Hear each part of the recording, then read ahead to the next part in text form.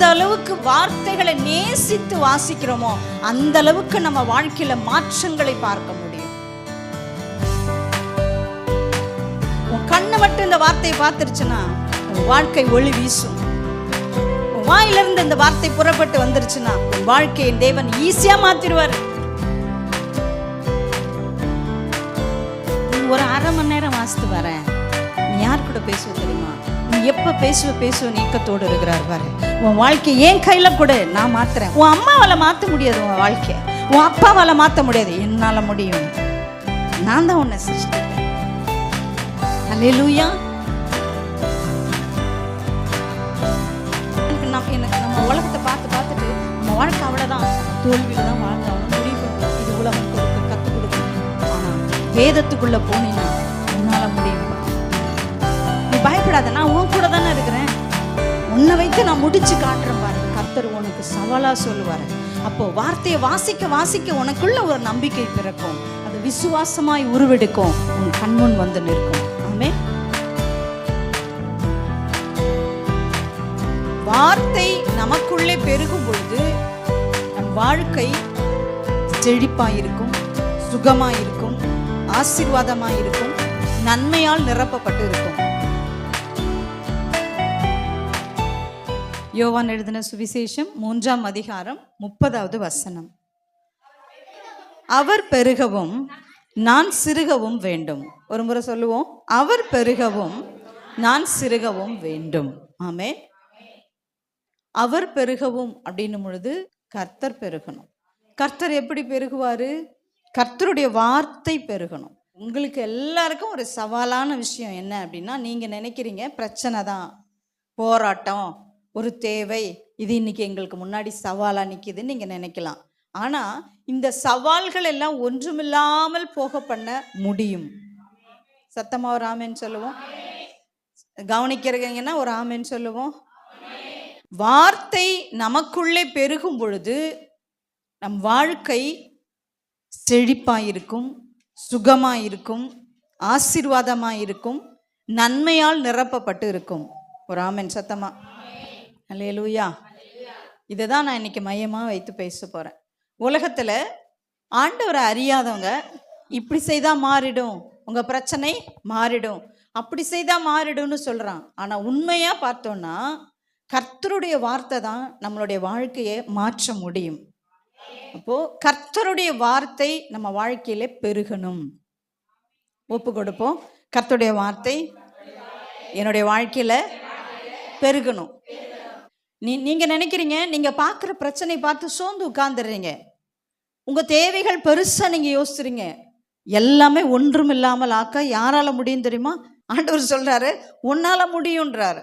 நம்ம ஆண்டவர் என்ன செய்து வைத்திருக்கிறார்ன்றது அறிவு நமக்கு வரும் பொழுது மறுபடி நம்மளுடைய கண்கள், மனக்கண்கள் தெளிவாகும். அப்போ கர்த்தருடைய பிள்ளைங்க ஒரு நாளும் கவலைப்பட மாட்டாங்க, சந்தோஷமா இருப்பாங்க. ஆமென் சொல்லுங்க, சந்தோஷமா இருங்க. இப்ப லூக்கா 1:38. அதற்கு மரியாள், இதோ நான் ஆண்டவருக்கு அடிமை, உம்முடைய வார்த்தையின்படி எனக்கு ஆக கடவது என்றாள். அப்பொழுது தேவதூதன் அவனிடத்திலிருந்து போய்விட்டான்.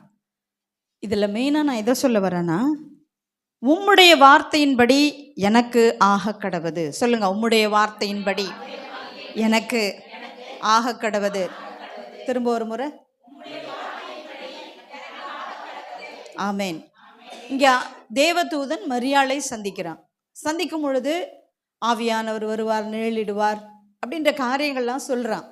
சொல்லும் பொழுது அதை மரியாளால ஏற்றுக்கொள்ள முடியல. நான் புருஷனை அறியேனே அப்படின்னு மரியாள் பதில் சொல்றா. அதுக்கு தான் இதுக்கு முந்தின வசனம், தேவனாலே கூடாத காரியம் ஒன்றுமில்லை. அதை ஒரு தடவை சொல்லுவோமா? தேவனாலே கூடாத காரியம் ஒன்றுமில்லை. நம்ம தேவனாலே அப்படியே வந்து நிற்பார் ஆண்டவர் நம்ம வீட்டுக்கு. காலையில் ஜெபம் பண்ணோடனே இந்த இதை செய்யுமா அப்படின்னு சொல்லிட்டு போயிடுவார்னு நினைக்கிறோம். இல்லை, தேவனாலேன்ற இடத்துல வார்த்தையாலேன்னு போட்டுக்கோங்களேன். வார்த்தையாலே கூடாத காரியம் ஒன்றுமில்லை. 38வது வசனம், உம்முடைய வார்த்தையின்படி எனக்கு ஆக கடவுது. அதை ஒரு முறை சொல்லுவோம். உம்முடைய வார்த்தையின்படி எனக்கு ஆக கடவுது. யோவான் 3:30 என்ன சொல்லுது? அவர் பெருகவும் நான் சிறுகவும். அவர்ன்ற இடத்துல வார்த்தையை போடுங்க. வார்த்தை பெருகவும் நான் சிறுகவும். வார்த்தை பெருகவும் நான் சிறுகவும். சங்கீதம் 1:1-2. துன்மார்க்கருடைய ஆலோசனையில் நடவாமலும் பாவிகளுடைய வழியில் நில்லாமலும் பரியாசக்காரர் உட்காரும் இடத்தில் உட்காராமலும். ஆமென். கர்த்தருடைய வேதத்தில் பிரியமாயிருந்து இரவும் பகலும் அவருடைய வேதத்தில் தியானமாயிருக்கிற மனுஷன் பாக்கியவான். இப்போ நீங்கள் எல்லாரும் நல்லா தெரியும், மோஸ்ட்லி நீங்கள் பிரியப்பட்டு வேதத்தை வாசிக்கிற பிள்ளைங்க. நிச்சயமாக நீங்கள் பைபிள் வாசிக்கிறீங்க. ஆமென். அப்போ நீங்கள் வாசிக்கிறீங்க, ரொம்ப நல்ல விஷயம். ஆனால் வாழ்க்கை மாறல. ஏன்? அப்போ ஒரு செக் பாயிண்ட் நமக்கு ஆண்டவர் அங்கே வைக்கிறார். நம்மை சுற்றி கவனமாய் நாம் இருக்கணும். நாம் இன்னைக்கு தெளிவான கண்களோடு இருக்கணும். துன்மார்க்கருடைய ஆலோசனையில் நடக்கக்கூடாது. நம்ம சிலரிடத்துல ஆலோசனை கேட்போம் பாருங்களேன். நமக்கு ஒரு நாளும் உலகத்தாருடைய ஆலோசனை ஒத்தே வராது. அப்போது ஒரு காரியத்துக்காக ஆலோசனைக்காக நடந்து போகிறோம். நடந்து போன துன்மார்க்கன் தான் பாவி. அங்கே போய் நம்ம நிற்கிற மாதிரி ஆயிடுது. அதுக்கப்புறம் கொஞ்ச நேரத்தில் அங்கே உட்காந்து கதை அளந்துருவோம். இப்படி ஆயிடுச்சுன்னா போன இடம் சரியில்லை. இந்த 3 காரியங்களையும் வெறுத்து ஒதுக்கிட்டு தான் கர்த்தருடைய வேதத்தில் பிரியமாக இருக்கவே முடியும். அது ஏன்னா இங்கே சும்மா சொல்லலை, பாக்கியவான் அப்படின்னு சொல்லுது. அவர் பெருகணும் நான் சிறுகணும். வார்த்தையை அதிகமாய் தியானம் பண்ணணும்.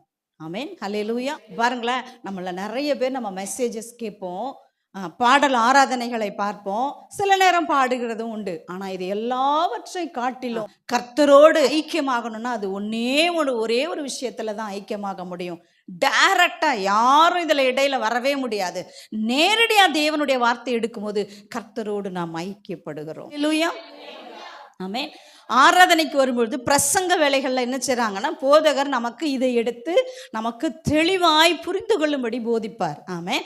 நமக்கு புரியுதோ புரியலோ, தமிழ் நமக்கு நல்லா தெரியலையே, தாய்மொழியில் தானே நம்ம பைபிள் வச்சுருக்கோம். அப்போ என் தேவன் என் தாய்மொழியிலே எனக்கு பைபிளை கொடுத்து வாசிக்க வைக்கிறாரே, எவ்வளோ பெரிய ஸ்லாக்கியம். அடுத்தது, அவன் நீர்க்கால்களின் ஓரமாய் நடப்பட்டு தன் காலத்தில் தன் கனியை தந்து இலை உதிராதிருக்கிற மரத்தை போல் இருப்பான்.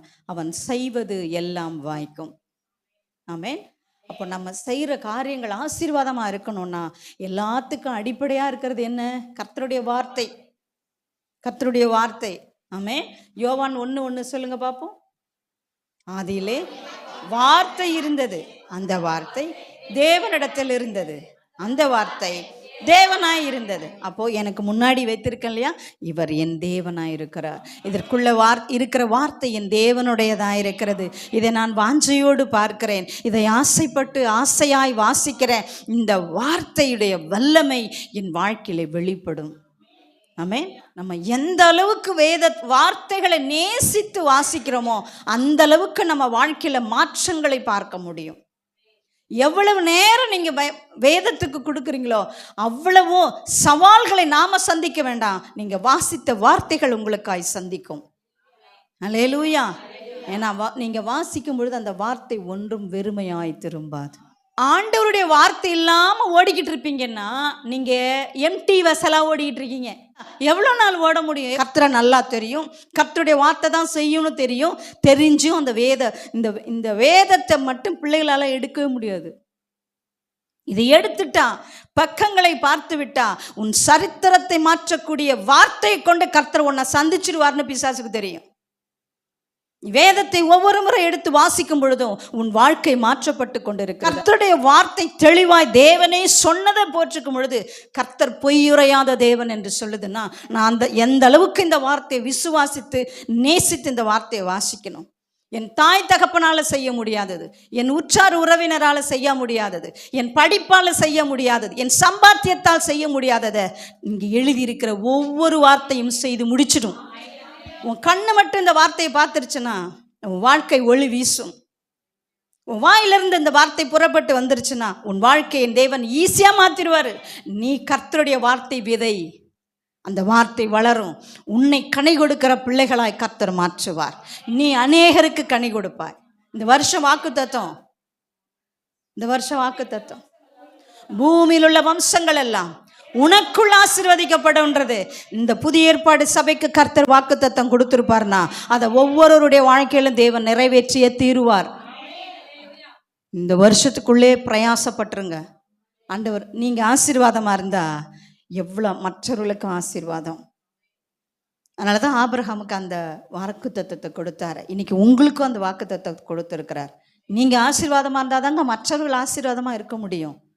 ஏன்னா நம்ம மற்றவர்களுக்கு ஒரு சின்ன உதவி செய்து, யாருன்னே தெரியாத ஒருத்தன், அம்மா ஏதாவது இருந்தால் கொடுங்க, நம்ம ஒரு 10 ரூபா கொடுத்து பாருங்களேன், ஏதோ கோடி ரூபாயை எழுதி செக் கொடுத்த மாதிரி ஒரு சந்தோஷம் இருக்கும் நமக்கு. யாருன்னே தெரியாது நமக்கு இல்லை, அவங்களுக்கு கொடுத்த உடனே ஒரு சந்தோஷம் கிடையாது. உங்ககிட்ட நிறையா இருந்தால் 100 ரூபா கொடுக்கலாம்ல, உங்ககிட்ட இன்னும் ஜாஸ்தியாக இருந்தால் ஒரு 1000 ரூபாய் கட்டை தூக்கி, டேய் நல்லா போய் பொழைச்சி நல்லா சந்தோஷமா இரு உன் குடும்பத்தோட அப்படின்னு சொல்லி அனுப்பலாம்ல. வார்த்தை உங்களுக்குள்ள பெருகும் பொழுது, வார்த்தை பெருக பெருக உங்கள் வாழ்க்கை மாற்றப்படும். ஆமென். இன்னொன்று நல்லா தெரிஞ்சுக்கணும், வார்த்தை, தேவனுடைய வார்த்தை இல்லாமல் நம்ம வாழ்க்கையில் எதையுமே சாதிக்க முடியாது. எதையுமே சாதிக்க முடியாது. இன்னைக்கு கூட நீங்கள் மனம் திரும்பி உட்காந்து பைபிளை வாசிங்களேன், எப்படி தெரியுமா இருக்கும்? மார்க் 11:23 எவனாகிலும் இந்த மலையை பார்த்து, அது மாதிரி இருக்கும்.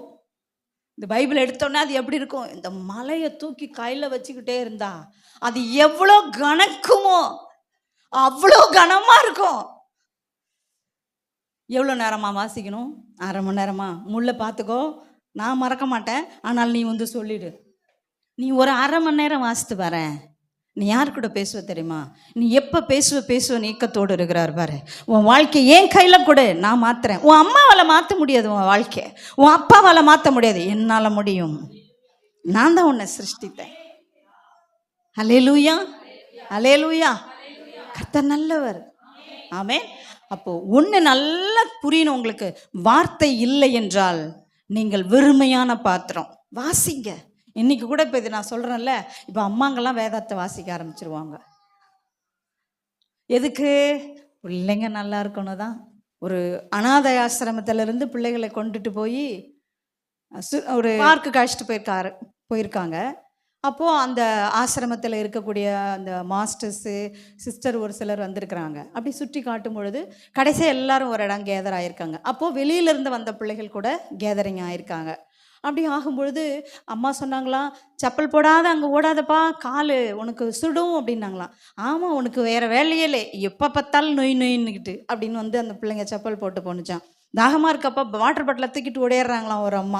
அம்மா உனக்கு தாகமாக இருக்கும், வந்ததுலேருந்து நீ தண்ணி குடிக்கவே இல்லை, கொஞ்சோண்டு தண்ணி குடினாங்களாம். அடுத்து இன்னொரு அம்மா வந்து, காலையிலே நீ கொஞ்சம் தானடி சாப்பிட்ட, உனக்கு பசிக்கும், கொஞ்சமாக ஸ்நாக்ஸ் சாப்பிட்டு போய் நீ விளையாட, நல்லா விளையாடலான்னு சொன்னாங்களாம். அடுத்தது ஒரு பாப்பா ஸ்விம்மிங் பூல் பக்கம் போச்சான், அங்கே போயிடாத, நீ சின்ன வயசாக இருக்கிற, தவறி விழுந்துருவாடான்னு சொன்னோடனே அந்த பாப்பா அவங்க அம்மாவை திட்டுச்சான். இப்படியெல்லாம் எல்லாமே முடிஞ்சு ஒரு இடம் எல்லாரும் ஒன்றா சேர்ந்து உட்கார்ந்துருக்கும் பொழுது, எல்லா பிள்ளைகளும் ஒரு கண்ணு தெரியாத ஒரு பாப்பா எழுந்திரிச்சு எல்லார் மத்தியிலையும் சொன்னிச்சான், நீங்கள் எல்லாரும் அவங்கவுங்க அம்மா சொல்கிறதெல்லாம் நாங்கள் கேட்டோம், இப்படியெல்லாம் இவ்வளோ பாசமாக உங்கள் அம்மாங்கள்லாம் இருப்பாங்களா?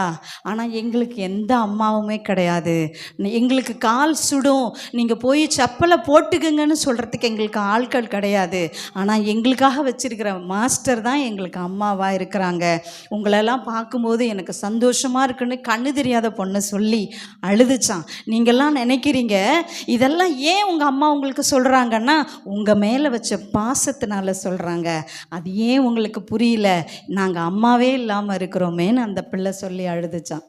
ஆனால் நமக்கு பிள்ளைகளுக்கு என்ன தெரியுது? ஏதாவது நம்ம அம்மா அப்பா ஒரு காரியத்தை சொன்னால் அது பாசத்தில் தான் சொல்லுவாங்கன்னு மட்டும் புரிய மாட்டாங்க. வீட்டு நாயை கூட நேசிச்சிருவாங்க. பிள்ளைகள் இன்றைக்கு தாய் தகப்பனை கொடுக்கறதே இல்லை. அதனால தான் இன்றைய நிலைமையில் வாலிப பிள்ளைகளுடைய வாழ்க்கை சீரழிந்து கொண்டு இருக்கிறது. அன்னைக்கெல்லாம் நாம் படித்த நாட்களில் கூட நினச்சதை சாதிக்க முடிஞ்சது, நினச்சதை படிக்க முடிஞ்சுது. ஆனால் இன்னைக்கு என்ன பண்ண முடியல, நினச்சதை படிக்க வைக்கவே முடியல நம்மளால். எப்படியாவது சாதிக்க வைத்திடணும்னு சொல்லி எல்லாரும் எவ்வளோ முயற்சி எடுக்கிறீங்க, நம்ம சபையை மட்டுமே நான் சொல்கிறேன். ஆனால் பிரயாசங்கள் எல்லாம் வீணாய் போய் கொண்டிருக்கிறது. ஏன் தெரியுங்களா? என்னைக்கு கர்த்தருடைய வார்த்தையில் பிள்ளைகள் மனம் செவி கொடுத்து உட்கார்றாங்களோ அன்னைக்கு தான் அவர்கள் நன்மையை பார்க்க முடியும்.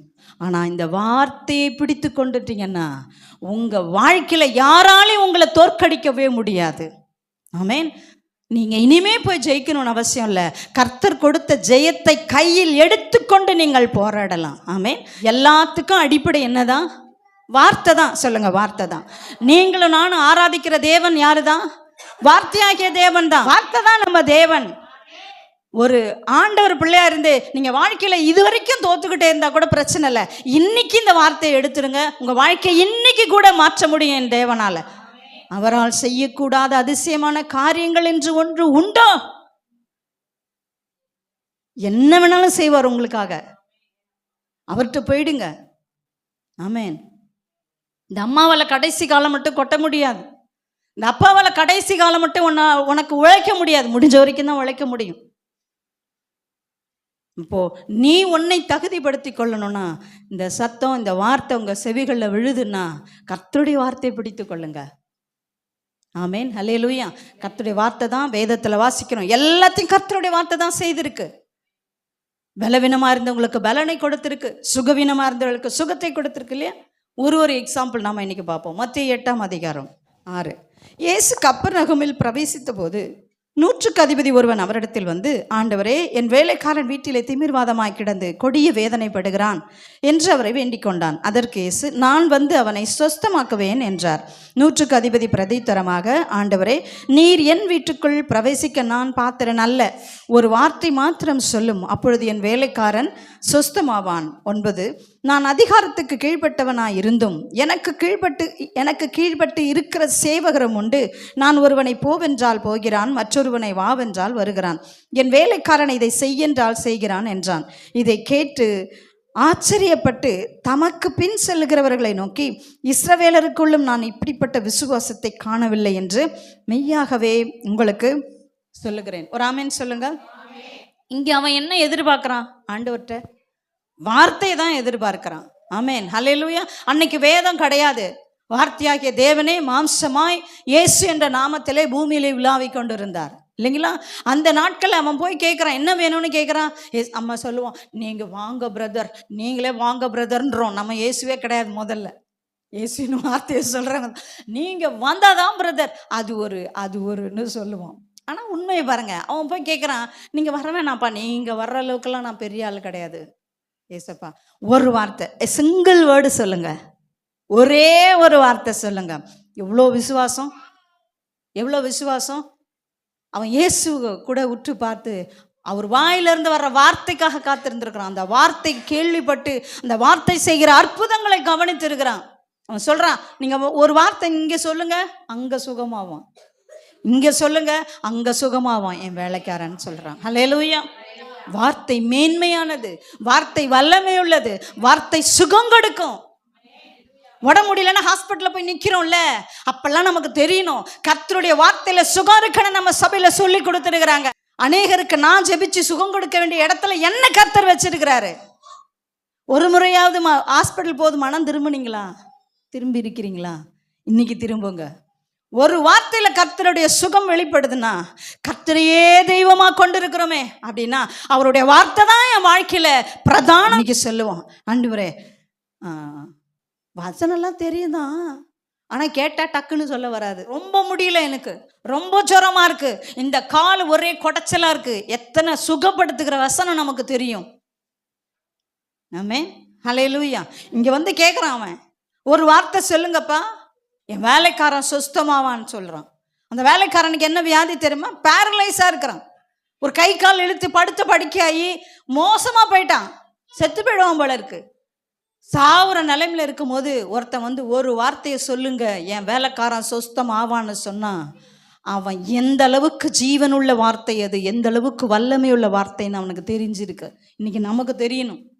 அந்த புறப்பட்டு போன வார்த்தை தான் என்ன செய்தது? பேரலைஸ்டா இருந்த அவன் சரீரத்தை தொட்டது, அவன் சதைக்குள்ள போனது, ரத்தத்தில் கலந்தது, அவன் எலும்பு மஜ்ஜையில் ஊடுருவி உள்ள போய் அவனுடைய மடக்க செயலில்லாத அந்த கரத்தையும் காலையும் மறுபடியுமாய் செயல்பட வைத்தது அந்த வல்லமை உள்ள வார்த்தை. எந்த வார்த்தை? இந்த வார்த்தை.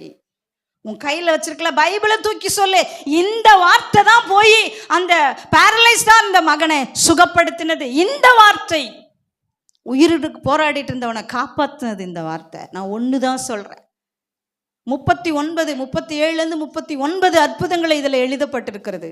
ஆனால் யோவானுடைய சுவிசேஷம் எழுதி முடிக்குது, அவருடைய அற்புதங்களை எழுத போனால் அந்த புத்தகங்கள் உலகம் கொள்ளாதுன்னு எழுதி வைத்திருக்கிறார் ஆண்டவர். அப்போ சுகம் எங்கேருந்து வந்தது? உங்கள் கையில் இருக்கிற வார்த்தை தான் உங்களுடைய எல்லா காரியத்தையும் திருப்தியாய் செய்யும் கொடுத்தார். மோசே ஆதியாகமம் எழுதும்போது ஆதியிலே தேவன் வானத்தையும் பூமியும் சிருஷ்டித்தார், அவனை கூடவா இருந்தான். கர்த்தருடைய ஆவியானவர் சொல்றாரு எழுது. ஒரு ஹல்லேலூயா. நமக்கு புத்தகத்தில் நம்ம வாசிச்சுட்டு வந்ததெல்லாம் வேற மாதிரி சொல்லி கொடுத்துட்டோங்க. குரங்குல இருந்து மனுஷன் வந்தான், இதுல இருந்து அவன் வந்தான், ஊதுனாங்க கடல் வந்துச்சு, அப்படி இப்படின்னு சொல்லி கொடுக்குறான். நம்பி தப்பா எழுதி மார்க் வாங்கி அப்படியே வந்துட்டோம். ஆனா அது நிஜம் கிடையாது. எதுதான் நிஜம்? வேதம் தான், என் ஆண்டவர் தான், என் தேவன் தான், ஆதியிலே இருந்த வார்த்தையாகிய தேவன் தான், சகலமும் சிருஷ்டிக்கப்பட்டது. இல்லை, யோவான் 1-5 வாசித்தீங்கன்னா கர்த்தருடைய வார்த்தை தான் சகலத்தையும் சிருஷ்டித்தது. ஆதியிலே மனுஷனை உண்டாக்கினது அவருடைய வார்த்தை தான். இன்னைக்கு உனக்கு ஒண்ணுன்னா வேதத்தை நீ எடுத்தாதான் உனக்கு என்ன தேவைன்னு கர்த்தர் உனக்கு உள்ள போக முடியும். கர்த்தருடைய வார்த்தை உள்ள போகாம உனக்கு சுகமோ உன் வாழ்க்கையில மாறுதலோ கர்த்தரால செய்யவே முடியாது. கர்த்தர் பூம்பாலாம் காட்ட மாட்டாரு, வார்த்தையால தான் எல்லாம் செய்வார். ஒரு ஹல்லேலூயா சொல்லுவோம், ஹல்லேலூயா சொல்லுவோம். இப்போ போன மாதத்துல நமக்கு வாக்குத்தத்தத்தின்படி இந்த சுகத்தை குறித்து ஒரு வார்த்தை பிசாசு பிடித்திருந்த ஒருத்தவன் தண்ணியிலையும் தீயிலையும் விழுந்துட்டே இருக்கானு. எந்த அதிகாரம்னு சொல்ல முடியுமா? மார்க் 9 எல்லாம் கூடும். ஆமேன். நீ விசுவாசிக்கணும்ப்பா. எதை? வார்த்தையை. நான் சொல்றத நீ விசுவாசிக்கணும். ஆமேன். நான் இப்ப அப்படியே என்னையே உத்து பார்த்தீங்கன்னா என் கண்ணு வழியா ஒரு ஒளி வரும்லாம் சொல்லல ஆண்டவர். நான் சொல்லுவேன் ஒரு வார்த்தைய, அந்த வார்த்தை தான் என்ன செய்யணும்? நீ பிடிச்சிக்கணும். ஆமேன். இல்லைங்களா? அவன் தீயிலும் தண்ணீரிலும் விழுறான். அந்த சம்பவம் நல்லா தெரியுது இல்லையா? அவன்கிட்ட ஏதோ ஒரு பிசாசினுடைய வல்லமை இருந்திருக்கிறது. அந்த வல்லமை என்ன செஞ்சது? ஆண்டவர் மறுபடியும் இங்கே கொஞ்சம் நெருப்பு மூட்டி ரெடி பண்ணுறாரா, நெருப்பு மூட்டின்னு தண்ணியை கொதிக்க வச்சு அவனை கொண்டு வா, மறுபடியும் இந்த தீயிலையும் தண்ணீரில் போட்டோன்னா அந்த பிசாசு என்னை கண்டு போயிடும். அப்படி சொல்லலை. நீ விசுவாசி, நான் சொல்கிறேன்ல, என்னை நம்புறேன்னா நான் சொல்கிறத விசுவாசின்றார். விசுவாசிச்சேன்னா உன் மகன் சொஸ்தமாயிருவான் சொன்னாரா? ஆமேன்னு சொல்லுங்க. அல்லேலூயா. அப்போ கர்த்தருடைய வார்த்தை நான் நம்பும் பொழுது எனக்கு நம்ம உலகத்தை பார்த்துட்டு நம்ம வாழ்க்கை அவ்வளோதான், நம்ம தோல்வியில தான் வாழ்ந்தாகணும்னு முடிவு பண்ணுறோம். இது உலகம் கற்றுக் கொடுக்கும். ஆனால் வேதத்துக்குள்ளே போனீன்னா உன்னால் முடியும்பா. நீ பயப்படாத, நான் உன் கூட தானே இருக்கிறேன், உன்னை வைத்து நான் முடிச்சு காட்டுறேன் பாருன்னு கர்த்தர் உனக்கு சவாலாக சொல்லுவார். அப்போது வார்த்தையை வாசிக்க உனக்குள்ள ஒரு நம்பிக்கை பிறக்கும், அது விசுவாசமாய் உருவெடுக்கும், உன் கண்முன் வந்து நிற்கும். ஆமே. இப்போ அவர் கிருபை பெற்றவர். எத்தனையோ முறை கிருபை உங்களை காப்பாற்றி வந்து கொண்டு இருக்கிறது. கர்த்தர் மன்னிக்கிறதுல தயை பெருத்தவர். அதனால தான் கல்வாரி சிலுவை ரத்தம் சிந்தி உங்களை பாதுகாப்பாக வச்சிருக்கிறாரு. அந்த பாதுகாப்பு தான் கிருபை. அவர் கிருபைக்காக நம்ம பெற்றுக்கொள்ள நம்ம ஒன்றுமே செய்யலை, ஆனால் அந்த கிருபை இன்று வாழ வைக்கிறது. ஹல்லேலூயா. இப்போ கர்த்தருடைய வார்த்தை தான் என்ன கொடுக்குன்னு பார்த்தோம்? சுகத்தை கொடுக்குது. கர்த்தருடைய வார்த்தை தான் பிசாசின் பிடியிலிருந்து தப்பு வைக்கிறது, பிரச்சனைகள்ல இருந்து நம்மளை பாதுகாக்கிறது. ஆமேன். எந்த வார்த்தை? உன் கையில் இருக்க பைபிளில் எழுதப்பட்ட வார்த்தை தான். ஆமேன். சரி, இது ஓகே சிஸ்டர், ஆனால் எனக்கு தேவைன்னு வரும்பொழுது கர்த்தர் எப்படி செய்வார்? கர்த்தர் அதையும் செய்கிறாரு. ஒரு ஹல்லேலூயா சொல்லுவோம். மத்திய 17. அவர்கள் கப்பர்நகூமில் வந்தபோது வரிப்பணம் வாங்குகிறவர்கள் பேதுருவினிடத்தில் வந்து, உங்கள் போதகர் வரிப்பணம் செலுத்துகிறதில்லையா என்று கேட்டார்கள். செலுத்துகிறார் என்றான். அவன் வீட்டிற்குள் வந்தபோது அவன் பேசுகிறதற்கு முன்னமே இயேசு அவனை நோக்கி, சீமோனே, உனக்கு எப்படி தோன்றுகிறது? பூமியின் ராஜாக்கள் தீர்வையும் வரியையும் தங்கள் பிள்ளைகளிடத்திலோ அந்நியரிடத்திலோ யாரிடத்தில் வாங்குகிறார்கள் என்று கேட்டார். அதற்கு பேதுரு, அந்நியரிடத்தில் வாங்குகிறார்கள் என்றான். இயேசு அவனை நோக்கி, அப்படியானால் பிள்ளைகள் அதை செலுத்த வேண்டுவதில்லையே. 27. ஆகிலும் நாம் அவர்களுக்கு இடரலாம் இராதபடிக்கு நீ கடலுக்கு போய் தூண்டில் போட்டு முதலாவது அகப்படுகிற மீனை பிடித்து அதன் வாயை திறந்து பார். ஒரு வெள்ளிப்பணத்தை காண்பாய். அதை எடுத்து எனக்காகவும் உனக்காகவும் அவர்களிடத்தில் கொடு என்றார். ஒரு ஆமென் சொல்லுவோம். ஹல்லேலூயா. இப்போ இயேசுக்கே தேவை இருக்கிறது இல்லைங்களா? சீஷர்கள்ட்ட வந்து அவங்க வரிப்பணம் கேட்கும் பொழுது அவன் கேட்கறதுக்கு முன்னாடியே இயேசு அந்த வரிப்பணம் இங்க இருக்குன்னு காண்பிக்கிறாரு. ஒரு ஆமேன்னு சொல்லுவோம். கரெக்டாக சொல்கிறார். நீ போய் தூண்டில் போடு, முதல்ல கிடைக்கிற மீனுடைய வாயை திறந்தினா வெள்ளி பணம் இருக்கிறத பார்ப்ப, அதை எடுத்துகிட்டு வந்து உனக்கும் எனக்கும் சேர்த்து கட்டிடுன்றார். ஒரு ஹல்லேலூயா சொல்லுங்களேன். உங்கள் தேவைகள் இன்னது என்பதை பரமபிதா அறிந்திருக்கிறார். பேதுரு போய் டாக்ஸ் கட்டணும் ஆண்டவரேன்னு சொல்லலை, இயேசுவே சொல்கிறாரு, இங்கே போய் இதை செய் அதை செய், அங்கே ஒரு ஆசீர்வாதம் இருக்கும்னு சொல்கிறாரு. ஹல்லேலூயா, ஆமேன். நீங்கள் கர்த்தருடைய வார்த்தையை நம்பி ஜீவிப்பீங்கன்னா உங்களுடைய தேவைக்கேற்ற பணம் எங்கே இருக்குது, எப்படி வருன்றதை கர்த்தர் காண்பிப்பார். பக்கத்து வீட்டில் இருக்குன்னுலாம் சொல்ல மாட்டார். நேராக பக்கத்து வீட்டுக்கு போ, அங்கே பீரோஸை வச்சுருப்பாங்க, எடுக்கிற திறக்கிற, அங்கே உள்ள ஒரு கேஷ் பாக்ஸ் இருக்கும், அது உள்ள 500 ரூபாய் தாள் இருக்கும், 10 தாள் மட்டும் எடுத்துக்கிட்டு மீதி வச்சுட்டு வர, அப்படிலாம் சொல்ல மாட்டார். என்னம்மா சொல்கிறீங்க? கர்த்தர் எதை கொடுத்தாலும் இலவசமாக கொடுப்பாரு.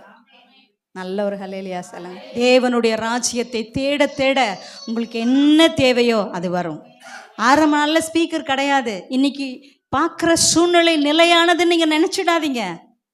இது போயிடும். கற்பனை பண்ணுங்க. இப்போ நீங்கள் பார்க்குற சூழ்நிலை போயிடும். கற்பனை பண்ணுங்க, நீங்கள் எப்படி இருக்கணும்னு ஆசைப்படுறீங்க. உன் விசுவாசத்தின்படி உனக்கு ஆக கடவுதுன்னு எழுதி வச்சிருக்கிறார் ஆண்டவர். இந்த வார்த்தையை நீங்கள் கொடுத்துட்டீங்கப்பா, எனக்கு இது ரொம்ப பிடிச்சிருக்கு, என் வாழ்க்கை இப்படி இருக்கணும்னு நான் நினைக்கிறேன். நிச்சயமாக சொல்கிறேன், இங்கே இருக்கிற ஒரு வாலிப பிள்ளை கூட தன்னுடைய எதிர்காலம் எப்படி இருக்கணும்னு யோசிக்கவே கிடையாது. கூப்பிட்டு நிற்க வச்சு கேளுங்க, தெரியாது. வார்த்தையை எடுத்துக்கோ. ஆமேன், அல்லேலூயா. என் வார்த்தையை எடுத்துக்கோ. நீ மருத்துவராய் காப்பாற்றணும்னு நினைக்கிறல்ல, என் வார்த்தையை கொண்டு நீ அநேகரை வாழ வைக்கும்படியாய் நான் உன்னை உயர்த்த முடியும். எடு வார்த்தைய. கோடி கணக்கில் சூட்கேஸில் வச்சிருக்கிறதை காட்டிலும் நீ லகுவாய் எடுத்துக்கொண்டு போறையே, இது அந்த கோடிகளை உருவாக்கியதன்னா நீ எதை தேடி போகணும்? கோடியை தேடி போகாத, வார்த்தையை தேடி வா. வா வா வான்றாரு ஆண்டவர். பேதுருட்ட சொல்றாரு இல்லையா? பேதுரு பார்க்குறான், நம்ம கூட தான்ப்பா இருந்தார் இவர், என்ன திடீர்னு தண்ணியில் நடக்கிறாரு. இவரு முன்ன கூட ஒரு முறை போட்டில் வரும்போது தூங்கினார், நான் பார்த்தேன். எங்கள் கூட சாப்பிட்டாரு, நான் பார்த்தேன். நாங்கள் எல்லாரும் சேர்ந்து ஜெபம் பண்ணிருக்கோம். திடீர்னு பார்த்தா தண்ணியில் நடக்கிறாருப்பா இவர். அப்போ நான் நினைக்கிறேன் என்னாலையும் நடக்க முடியும்னு. வா அப்படின்றாரு. வர்ற ஆண்டவரேன்னு போகிறான் பாருங்க. ஒரு ஹல்லேலூயா சொல்லுங்க. ஆண்டவர் செய்த எல்லா காரியத்தை ஆண்டவர் இன்னைக்கு உங்களுக்கு சொல்கிறாரு. நீ வார்த்தை எடுத்துட்டு என்கிட்ட வா, உனக்கு நான் கற்றுக் கொடுக்கிறேன், வா வா வான்றாரு. நீ ஒரு காரியம் உன் வாழ்க்கையில் ஆகலைன்னொன்னே கர்த்தர் சொல்லுவாரு, ஒரே ஒரு வார்த்தை நீ சொன்னா தூரத்தில் அமெரிக்க தேசத்தில் இருக்கிற ஒருத்தனுக்கு சுகம் கொடுக்க வைக்க முடியும் என்னால். நீ லட்சியத்தை செலவு பண்ணாதடா, உனக்குன்னு ஒரு லட்சியத்தை நான் வைத்திருக்கிறேன்றாரு. ஹல்லேலூயா. நல்ல தேவன் இவர். உங்களை நேசிக்கிறார், உங்களுக்காக வெயிட் பண்ணுறாரு. நீ நினைக்கிற நீ ஒரு கோணத்தில் போய் நான் தோல்வியாகி விட்டேனே, ஓ மை லார்ட் அப்படின்ற, உன்னை நானா போ சொன்னேன்றார் கர்த்தர். வார்த்தை சுகத்தை கொடுத்ததை பார்த்தோம். வார்த்தை பிரச்சனைகள் இருந்து பிசாசு பிரச்சனையாக இருந்தால் விடுதலை கொடுத்ததை பார்த்தோம். இங்கே தேவையை சந்திக்க முடியாது பணத்தை கொடுக்கிறதை பார்ப்பீர்கள்னா ஏன் இந்த வார்த்தையை நாம் தொடர்ந்து வாசிக்கக்கூடாது? ஆமாம். இன்னைக்கு வாலிப பிள்ளைகளுடைய ஆசை அதிகமாக இருக்குது, நிறையா இருக்குல்ல. நான் சொல்கிறேன், உனக்கு எது வேணாலும் பரவாயில்ல, இவற்றை கேட்டா சகலத்தையும் கொடுப்பாரு உனக்கு. அப்போ யார்கிட்ட கேட்பீங்க? நீ உண்மையாக உனக்கு ரோஷம் இருந்துச்சுன்னா ஒன்று கூட கேட்கக்கூடாது உங்கள் அம்மாக்கிட்டையும் உங்கள் அப்பாட்டையும். உண்மையாக சொல்கிறேன். ஏன்னா கர்த்தருக்காக ஒரு சந்ததியை உருவாக்கணும். உங்களுக்கு மாடெல்லாம் இங்கே கொண்டு வந்து எங்களை நிறுத்திருக்காரு பாருங்க. மாடெல்லாம் இருக்கணும் நாங்கள். ஆமேன். நான் எம்பிபிஎஸ் சீட்டு கிடைச்சாதான் கர்த்தருடைய பிள்ளை இல்லை, கிடைக்காட்டினாலும் கர்த்தரோட பிள்ளை தான். ஒருவேளை அது ஆண்டவர் சித்தம்னா, உங்கள் மேலே அந்த சித்தம் இருக்குன்னா கர்த்தர் கண்டிப்பாக யாரோ ஒருத்தவங்களை கர்த்தர் அழைச்சிருப்பார். அப்படி சித்தம் இல்லைன்னா இதுக்குள்ளே வந்துடுங்க. வார்த்தை தான், வார்த்தை தான். இன்றைக்கி உலகத்தில் இருக்கணுன்றதாக ஏதோ ஒன்று படிக்கிறீங்க, ஆனால் வார்த்தை கொண்டு தான் நீங்கள் வாழ முடியும். தீர்மானம் எடுங்க. இந்த வார்த்தை தான் உங்களை வாழ வைக்க முடியும். நீ நினச்சிக்கிற இன்றைக்கி நைட்டு அம்மா சோறு போட்டுருவாங்கன்னு, ஒரு நாள் நீ போய் 4 பேருக்கு சோறு போடணும். பேசிக்காக உங்களுடைய வாழ்க்கையை உயர்த்தணும்னா எது தான் வேணும்? நல்லா சொல்லுங்கள், வார்த்தை. அவர் பெருகவும் நான் சிறுகவும் வேண்டும். அவர் பெருகவும் நான் சிறுகவும். ஆமேன். ஒரே ஒரு வசனம் 40:31 40:31 ஏசாயா 40:31. கர்த்தருக்கு காத்திருக்கிறவர்களோ புது பலன் அடைந்து கழுகுகளைப் போல செட்டைகளை அடித்து எழும்புவார்கள். அவர்கள் ஓடினாலும் இளைப்படையார்கள், நடந்தாலும் சோர்ந்து போகார்கள். ஒரு ஆமென் சொல்லுங்க. ஹல்லேலூயா. இந்த கர்த்தருக்கு காத்திருக்கிறவர்கள் என்பது வார்த்தையை கேட்டுட்டு வாக்குத்தத்தங்களை விசுவாசித்துட்டு நிச்சயமா கர்த்தர் பொய்யுரையாதவர், பொய்யுரையாத தேவன் சொன்ன வார்த்தை நிறைவேறிய தீருன்னு வார்த்தைக்கு காத்திருக்கிறாங்க பாருங்க. அவங்க சிறு பிள்ளைகளா இருக்கலாம், வாலிப பிள்ளைகளா இருக்கலாம், திருமணமானவர்களா இருக்கலாம், வயது மூப்பில் இருக்கிறவங்களாகவும் இருக்கலாம். யாரெல்லாம் கர்த்தருடைய வார்த்தைக்கு காத்திருக்கிறாங்களோ அவர்கள் செட்டைகளை என்ன செய்வாங்க? நல்லா சொல்லுங்களேன், நல்லா சொல்லுங்க. செட்டைகளை அடித்து உயர எழும்புவார்கள். ஒரு ஆமென் சொல்லுங்க. ஹல்லேலூயா. நம்ம ஒவ்வொரு பிரச்சனையை பார்க்கும் பொழுது அந்த பிரச்சனை உங்களை உருவாக்கி கொண்டு இருக்கிறது, அதை தெரிந்து கொள்ளுங்க. ஆமென். ஹல்லேலூயா. இந்த இடத்துல எதை மாடலாக காட்டுறாரு? கழுக. தேவன் தனக்கு ஒப்பாய் 2 அனிமலை பற்றி பேசுகிறாரு. ஒன்று லயன். லயன்றது என்ன? த கிங் ஆஃப் ஃபாரஸ்ட் இல்லையா? காட்டு ராஜா. எதுதான்? சிங்கம். அதனால தான் யூத ராஜ சிங்கம்னே தன்னை வெளிப்படுத்துகிறார் ஆண்டவர் வார்த்தையில். அதே போல் கழுகுகள் சுமக்கிறது போல நான் உன்னை சுமந்திருக்கிறேன். நிறைய வசனம் கோட் பண்ணி எடுத்துகிட்டு வந்தேன். அப்போ கழுகு என்ன செய்யும்? குஞ்சுகளை சுமப்பது போல நானும் உன்னை அவ்வளோ பாதுகாப்பாக வைக்கிறேன் அப்படின்னு ஆண்டவர் சொல்கிறாரு. அப்போது இந்த கழுகுகளை பார்க்கும்போது ஏன் ஆண்டவர் கழுகு சொல்கிறாரு? எத்தனையோ பறவைகள் இருக்குல்ல, தனக்கு ஒப்பாய் அவர் கழுகு சொல்கிறாரு. கழுகு என்ன செய்யணும்? கழுகுடைய கேரக்டரே தனி. கழுகுன்றது என்ன அப்படின்னா த கிங் ஆஃப் ஸ்கை. அது என்னது? வானத்து அரசன் வந்தார். உபாகமம் 32:11-12, உபாகமம் 32:11-12, யாத்ராகமம் 19:4, சங்கீதம் 91:4. அவர் தமது சிறகுகளாலே உன்னை மூடுவார். தமது சிறகுகள், கழுகுடைய சிறகுகள். சரிங்களா? இந்த கழுகு என்ன செய்யும்? இது எதற்கு அரசன் சொன்ன? வானத்து அரசன். இது இந்த கழுகு பொல்லாதது, இது பயங்கர பவர் உடையது. அதோடைய பார்வை கிலோமீட்டர் கணக்கில் ஷார்ப்பாக பார்க்கும். ஒன்று பார்த்துருச்சுன்னா அதை எடுக்காமல் விடவே விடாது. இது பறக்கிறதுக்கு பாருங்களேன், எப்போ நல்லா அலாதி இன்பமாக பறக்குமா, புயலும் காற்றும் மழையும் வரும்பொழுது ஒரே குஜாலாயிடுமா இந்த கழுகுக்கு. அதாவது பிரச்சனை போராட்டத்தின் மத்தியில் இது தன்னுடைய வலிமையை பெருக்கி கொள்ளுமா. புயல் அடிக்கும் போது எல்லாம் உலகமே உள்ளே போய் ஒளிஞ்சுக்குமா, கழுகு மட்டும் கூண்டை விட்டு வெளியில் வர ரெடி ஆகிடுமா. அது ரெடியாகி பறக்க ஆரம்பிக்குமா. வெளியில் வந்து ஒரே ஒரு முறை இப்படி அடிச்சிருச்சுன்னா 1 மைல் வேகத்தில் பறந்து போயிட்டுருக்கோம். அப்படியே போகுமா, அந்த ரெக்கையை அடிக்கவே அடிக்காதான். சும்மா எழுதி வைக்கலாம் ஆண்டவரை, செட்டைகளை அடித்து உயர எழும்புவார்கள். ஹல்லேலூயா. உண்மையாலுமே சொல்கிறேன், கர்த்தருடைய பிள்ளைகள் பிரச்சனை வரும்பொழுது பயப்படாதீங்க, சவாலாக யோசிங்க. நீங்கள் இதை குறித்து நல்லா விளங்கிட்டீங்கன்னு வச்சுக்கோங்களேன், ஒரு 10 கிலோ பிரச்சனை கொடுங்கன்னு கேட்டே வாங்குவீங்க. நான் கொஞ்சம் முன்னேறணும், நான் இன்னும் கொஞ்சம் உயர எழும்பணும், என் வாழ்க்கையில் நான் கீழே இருக்கிறேன், ஒரு 10 கிலோ பிரச்சனை கொடுங்க, எனக்கு கர்த்தருடைய வசனம் இருக்குது, நான் ஜெயிக்க முடியும் அப்படின்னு சொல்லி இந்த கழுகு பாருங்க, அவர் உண்டாக்கினது, கர்த்தர் உண்டாக்கினது. அதனால தான் அந்த கழுகுக்கு தன்னை ஒப்பாக ஆண்டவர் பேசுகிறாரு. கழுகு சுமக்கிறது போல தமது சிறகுகளாலே உன்னை மூடுவார். கழுகு தனது செட்டைகளை அடித்து உயர எழும்புது அப்படின்னா அது என்ன செய்யுது? அந்த புயலையும் காற்றையும் கண்டு அந்த வேகத்துக்குள்ளே இது போயிடுமா, அந்த பிரச்சனையே பயன்படுத்தி மேலே வந்துடுமா. ஒரு ஹல்லேலூயா. மழை பெய்யுதுன்னு சொல்லி எல்லாரும் போய் உலகமே ஒளிந்து கொண்டு தன்னை பாதுகாப்பு வைத்துக் கொள்கிறதா நினைக்கிறாங்க. ஆனால் இந்த கழுகுனை செய்வான், என்ன மழை இது, என்ன ஒன்றும் பண்ண முடியாதுன்னு சொல்லி எங்கேருந்து மழை வருது? மேகத்துலேருந்து மரம் வருது. அந்த மேகத்துக்கு மேலே போய் அழகாக தன்னுடைய சட்டைகளை விரித்து ரம்யமாய் இந்த உலகத்தை உல்லாசமாய் பார்க்குமா. ஒரு ஹல்லேலூயா. ஒவ்வொரு பிரச்சனையும் தேவனுடைய பிள்ளைகள் இப்படித்தான் நீங்க சந்திக்கிறீங்க. நீங்க ஏன் பிரச்சனை கண்டு பயப்படுறீங்க? இந்த பிரச்சனையில கர்த்தர் உங்களை லிஃப்ட் அப் பண்றாரு. பயமா இருந்துச்சுன்னா இந்த வசனத்தை எடுத்து வாசிங்க. என்ன இந்த பிரச்சனை ஒரேடி அடிச்சு என்னை எழும்ப பண்ணுவாரு. ஹல்லேலூயா. காலை ஜபத்துக்கு ஆயத்தமாய் வாழை பிள்ளைங்க 5 மணிக்கு வந்து ரெட்டியாக உட்காந்துரு, 10 நிமிஷம் வரைக்கும் இந்த வசனத்தை வாசி. கர்த்தாவே, நான் இன்னைக்கு எந்த பிரச்சனையும் பார்க்காம, ஒருவேளை பிரச்சனை வந்தனா அந்த பிரச்சனையை ஒரேடி அடிச்சு டமால் என்னை எழுப்பிடுங்க ஆண்டவரை. நீ வாண்டாரு கர்த்தரோட கையை கோருங்க. ஆண்டவர் கரம் நீட்டி கொண்டு இருக்க, என் கையில் வா, உன்னை நான் வரைஞ்சு வச்சிருக்கிறேன், என் உள்ளங்கைகளில் வரைஞ்சு வச்சிருக்கிறேன். அந்த உள்ளங்கைகள்னா 2 கை ஒன்னா சேர்த்தாதான் உள்ளங்கைன்னு சொல்றாரு. உள்ளங்கையில்னு சொல்லல, உள்ளங்கைகளிலே வைத்திருக்கிறேன்றாரு. நீ போகும்போதும் வரும்போதும் தேவ தூதர்களை கொண்டு அவர்களுடைய கரத்தில் உன்னை ஏந்தபடி அவனுக்கு நான் கட்டளையிட்டு இருக்கிறேன் ராஜா. சும்மா பாஸ்டர் அழைப்பெல்லாம் கிடையாது, எதுவுமே வேணான்னு வந்து நிற்கிறோங்க. நாங்கள் 1 ரூபாய் கொடுத்தாலும் ஆண்டவர் கொடுத்தா. ஒருவேளை நான் சிங்கப்பூர்ல பெரிய கோடீஸ்வரி ஆகி பீத்திட்டு கடந்திருப்பேன். அதெல்லாம் நமக்கு சொல்லிக் கொடுக்க வேணாம். பீத்துறதெல்லாம் உருவாக்க அங்கதான். உலகத்தில் இருக்கிறத நம்பாத, கர்த்தருடைய வார்த்தையை நம்பு. ஆமென். ஹல்லேலூயா. நல்லா ஆண்டவருடைய வார்த்தையை பிடிச்சுக்கோங்க. நீங்கள் பிள்ளைகளாக பிறந்திருக்கலாம் தாய் தகப்பனை, எங்களுக்கு வேலை என்ன தெரியுமா? உன்னை நல்லா வளர்க்குறது தான் எங்களுக்கு வேலை. மற்றபடி உங்களுக்கு எல்லா உயர்வுகளையும் கர்த்தர் தான் தரணும். அவர் தான் எங்களுக்கு உங்களை கொடுத்தாரு. பிள்ளைகள் கர்த்தரால் வரும் சொத்து. கர்த்தர் தான்ப்பா பிள்ளைகளை எங்களுக்கு கொடுத்தாரு.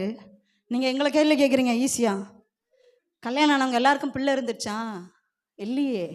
இன்னைக்கு போய் பாருங்க, எத்தனை பிள்ளை இருந்தாலும் கர்த்தருக்காக வளர்க்கணும். வளர்த்தே தீரணும். சொல்லுங்க, வளர்த்தே தீருவேன். வளர மாட்டேன்னு ஸ்ட்ராங்காக இருக்கிற புதிய ஏற்பாடு சபை பிள்ளைகளே, இனி நீங்கள் வளருவீர்கள். இனி நீங்கள் துளிர் விடுவீர்கள். உங்கள் எதிர்காலம் பிரகாசமாகும். ஏதோ ஒரு தோல்வியை பார்த்துட்டு இதுதான் வாழ்க்கைன்னு நினைச்சு சோர்ந்து போயிடாத. தாவீது தன்னுடைய மகனை குழந்தை செத்து போயிடுவான்னு பொழுது அவன் உழுறான், உபவாசம் இருக்கிறான், புரள்றான், அழுகுறான், போராடி பார்த்தான். குழந்தை செத்துருச்சுன்னு ஏஞ்சி குளிச்சுட்டு அவன் கேஷுவலாக சாப்பிட்டு ஏஞ்சி போயிட்டு இருக்கிறான். இன்னைக்கு அதை தான் நீங்கள் இன்னைக்கு நல்லா செஞ்சு சமைச்சு சாப்பிடுங்க. கர்த்தர் உங்களோட கூட இராவிட்டால் நீங்கள் எங்களோடையும் இருக்க முடியாது. கர்த்தரை பிடிச்சிக்கோ. உனக்கு இருக்கிற தாய் தகப்பனுக்காக. அல்லேலூயா. அல்ல, தாய் தகப்பனை நல்லா கனம் பண்ணுங்க. வசனம் சொல்லுது இல்லை, உன் தாயையும் தகப்பனையும் கனம் பண்ணு, அப்போதான் வாய்ஸ் நாள் பெருகும். இல்லைன்னா என்ன செய்யும்? எப்போ குறையுது, எப்போ போகுது, எப்போ வருதுன்னு சொல்ல முடியாது. உன் ஆயுசை எங்கே வச்சிருக்கிறாரு? ஏன் என்னை பெத்தன்றல அவங்ககிட்ட தான் வச்சிருக்கிறாரு. சொல்லி முடிச்சிடுறேன். ஒரு மகன் தன்னுடைய தகப்பனை முதியோர் இல்லத்தில் சேர்க்க அழைச்சிட்டு போனானா. திரும்ப ஞாபகப்படுத்துகிறேன், நீங்கள் எங்களுக்கு பிறக்கல, கர்த்தர் உங்களை எங்களுக்கு கொடுத்துருக்கிறார். தாயின் கருவிலே உருவாக்கும் முன்னே உன்னை பேர் சொல்லி அழைத்து தான் உனக்கு தாய் தகப்பனை உண்டாக்கி உன் பரம தகப்பன் எங்களுக்கு உங்களை கொடுத்துருக்கிறார். நல்லா விளங்கிக்கணும். ஏன் என்னை பெத்தன்ற கேள்வியை முதல்ல தப்பு. கர்த்தரை பார்த்து நீ கேட்குற அந்த கேள்வியை. ஆதியிலே நீங்கள் தேவனோட கூட தான் இருந்தீங்க. ஏன் நீ உனக்கு போய் பிறந்தம் பாரு, நீ பெரிய பெரிய அழகு நீ நினச்சல. நீ படுற பிரச்சனையெல்லாம் நீ பார்த்து, அம்மா தெய்வமே அப்படி. எங்கள் பாவி அப்படி தான் வீட்டுக்குள்ளே வந்தா, எங்கே என் தெய்வம்? எங்கள் வீட்டிலலாம் பயங்கர காமெடி போகும். உள்ளே வரும்போதே ஏதாவது ஒன்றா, எங்கே என் தெய்வத்தை காணும், எங்கே என்னை பெத்த தாயை காணோம்னு சொல்லிட்டே வருவா. காலையில் வாக்கிங் 5:30 போகிறா பாருங்க. அப்போ கூட போய் டோரை திறந்து எங்கள் அப்பா ஃபோட்டோவை பார்த்துட்டு தான் போகிறான். இன்றைக்கி தான் நான் அதை கவனிக்கிறேன். உயிரோடு இருக்கும்போது எங்கள் அப்பா மதிக்கவே இல்லை. செத்த பிறகு புத்தி வந்து ஃபோட்டோ போய் பார்க்குறா. சரி, ஏதோ படத்தையாவது பார்க்குறாளேன்னு நான் நினச்சிக்கிட்டேன். சரி, அந்த மகனை என்ன செய்கிறான், தகப்பனை கொண்டு போய் ஒரு ஆசிரமத்தில் சேர்க்க போகிறான். அந்த ஆசிரமத்தில் சேர்க்கும்போது எந்த தகப்பனுக்கு மனசு வரும்ல, தன்னுடைய மகனை விட்டு போகிறோமேன்னு. ஆனால் தைரியமாக போய் 2 பேரும் உட்காந்து அங்கே ரிஜிஸ்ட்ரேஷன் பண்ணுறாங்க. உங்களுக்கு இந்த அதாவது ஃபுட்டு வந்து வெஜ் இருக்குது, நான்வெஜ் இருக்குது, நீங்கள் எது சாப்பிட்றீங்கன்னானே. அப்போது அவன் மகன் சொல்கிறான், நீங்கள் நான்வெஜ்ஜே போடுங்க அப்படின்னு சொல்கிறான். அப்போ அப்பா சொல்ல, வேணாப்பா வெஜ்ஜே இருக்கட்டும்ப்பா, வேணாப்பா ஜாஸ்தியாகும்ப்பா காசுன்றாரு. இல்லைப்பா பரவாயில்ல நான்வெஜ் இருக்கட்டும். சரி, ரூமுடைய டைப் வந்து வித் ஏசி வித்தவுட் ஏசி இருக்குது. வித் ஏசினா மாதத்தில் 15,000 ஆகும். வித்தவுட் ஏசினா 10. பரவாயில்ல, ஒரு 5,000 தானே. உடனே அப்பா சொல்ல, வேணாம்ப்பா ஏசி வேணான்றாரு. உடனே மகன் சொல்கிறான், இல்லைப்பா பரவாயில்ல, ஒரு 5,000 தான் டிஃப்ரென்ஸாக இருக்குது, நீங்கள் வித் ஏசி வச்சுக்கோங்க. சரிங்க அப்படின்ட்டு அப்போ ரெஜிஸ்ட்ரேஷன் பண்ணுறாங்க. அது மாதிரி ஒரு கேள்விக்கும் பதிலை சொல்லி நல்லா பண்ணிட்டான். சரி, ரெஜிஸ்ட்ரேஷன் முடிஞ்சிச்சு. உடனே அவன் சொல்கிறான் அப்பாட்ட, இருப்பா நான் போயிட்டு திங்ஸை கொண்டுட்டு வந்துடுறேன்ட்டு காரில் இருக்க திங்ஸை எடுக்க போகிறான். அப்போ காரில் இருக்க திங்ஸை திறந்தோடனே வீட்டிலேருந்து அவங்க ஒய்ஃப் கால் பண்ணுறாங்க. என்னங்க போய் சேர்த்துட்டிங்களா? நல்லபடியாக சேர்த்துட்டோம். அப்புறம் உடனே இது மாதிரி ஏசியோட தான் போட்டிருக்கேன், நல்லா ஃபுட்டெல்லாம் அரேஞ்ச் பண்ணிருக்கேன்.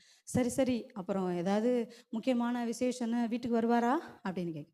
இல்லை, நம்ம சில டைம் ஊருக்கு போவோம், அந்த நேரத்தில் அவர் வந்து வீட்டில் தனியாக இருப்பார். உடனே பார்த்துக்கலாம், நான் போயிட்டு அவரை முடிச்சுட்டு வந்து நான் கால் பண்ணுறேன். சரின்னு சொல்லிட்டு அப்படி அவர் பேசிகிட்டு இருக்கும்போதே அவங்க அப்பா அங்கேருந்து வராரு. அவங்க அப்பா இங்கேருந்து வந்தோடனே அந்த ஆசிரமத்தை நடத்திட்டு இருக்கிற ஃபாதர் வந்து அவங்க அப்பாவோட பேசிகிட்டு இருக்காங்க. 2 பேரும் பேச்சுவார்த்தை முடிஞ்சிடுது. அப்புறம் இவர் போன உடனே, ஃபாதர் அப்பா ரெஜிஸ்டர் பண்ணிட்டீங்களாப்பா? சந்தோஷம், நாங்கள் பத்திரமா பார்த்துக்குறோம், நீங்கள் கவலையே படாதீங்கன்னு சொல்லிடுறாரு. உடனே அந்த பையன் கொண்டு போய் அவங்க அப்பாவை விட்டுட்டு வெளில வரும்போது அவங்க அப்பா விட்டுட்டான், உள்ளே போயிட்டாரு. அவங்க ரெஜிஸ்ட்ரேஷன் பண்ணாங்க, வாங்க ரூமை பார்க்கலாம் அப்படின்னு சொல்லி அழைச்சிட்டு போயிட்டாங்க. அப்போ அந்த பையன் அங்கேருந்து வந்து ஃபாதர் நிற்கிறாரு. ஃபாதர், எங்கள் அப்பா உங்களுக்கு முன்னமே தெரியுமா? ஆமாம், ரொம்ப வருஷத்துக்கு முன்னாடி பழக்கம் அவர். அப்படியா? ரொம்ப சந்தோஷம் ஃபாதர். தெரிஞ்சவங்க ஒருத்தவங்க இருக்கிறது எங்கள் அப்பாவுக்கு ரொம்ப சந்தோஷமாக இருக்கும். கொஞ்சம் உங்கள்கிட்டையும் பேசி ரிலாக்ஸ் பண்ணுவாருன்னு. ஆமாப்பா, நீ சொல்கிறது உண்மைதான். ஒரு 40 வருஷத்துக்கு முன்னாடி இங்கேருந்து தான் ஒரு அனாதை பிள்ளைய தத்தெடுத்துட்டு போனார் ஒரு பையன் நினச்சேன்னாரு. அப்போ அவன் யோசித்து பார்த்தானா, நான் அனாதையாக இருந்து இவ்வளோ தூரம் வளர்த்த ஒரு அப்பாவை கொண்டு வந்து அனாத ஆசிரமத்தில் பெற்றோர் பாதுகாப்பகத்தில் விட்டுட்டோமேன்னு சொல்லி அவன் வேதனைப்பட்டானான். அவன் பெற்ற பிள்ளையாக இருக்கலாம், அவங்க பெறாத பிள்ளையாக இருக்கலாம்.